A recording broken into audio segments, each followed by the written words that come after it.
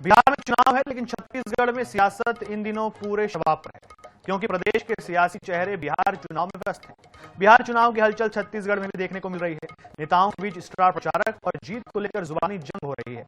लेकिन आखिर क्यों एक दूसरे पर हमला बोल रहे हैं भाजपा और कांग्रेस के नेता? देखिए रिपोर्ट।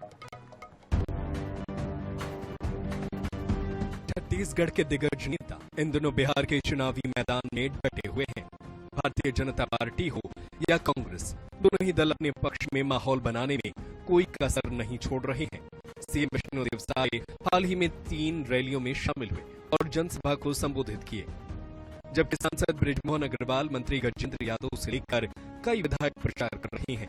दूसरी तरफ पूर्व सीएम भूपेश बघेल कांग्रेस के सीनियर ऑब्जर्वर के तौर पर पार्टी के प्रचार अभियान और मैनेजमेंट की कमान संभाल रहे हैं।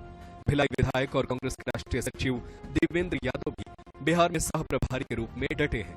लेकिन बिहार चुनाव को लेकर छत्तीसगढ़ में सियासत शुरू हो गई है। कांग्रेस ने बिहार में भाजपा के स्टार प्रचारकों की सूची में छत्तीसगढ़ के नेताओं को शामिल नहीं किए जाने पर सवाल उठाया है।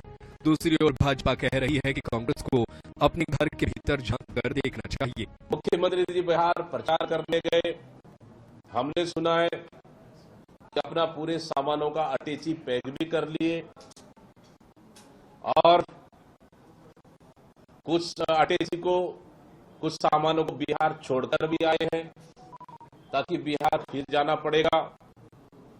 लेकिन जब ऑल ओवर देखें कि जब पूरे बिहार चुनाव के लिए स्टार प्रचारकों की लिस्ट जारी हुआ तो बेचारे हमारे मुख्यमंत्री का उस सूची में नाम ही नहीं है। हमारे माननीय मुख्यमंत्री जी को भारतीय जनता पार्टी ने कल ही बिहार में नामांकन में बुलाया था। तारापुर विधानसभा में उन्होंने सभा ली। हमारे दोनों डिप्टी सीएम कल गए हुए थे। हमारे 6-7 मंत्री, कुछ विधायक, कुछ संगठन के ऐसे, कुछ सांसद, ऐसे सैकड़ों लोगों की जिम्मेदारी बिहार चुनाव में लगा हुआ है।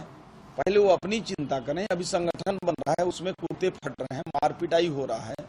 बहरहाल चुनाव बिहार का क्यों ना हो, सियासत की आंच छत्तीसगढ़ तक पहुंच चुकी है, क्योंकि यहाँ के नेता इन दिनों बिहार में जमकर पसीना बहा रहे हैं।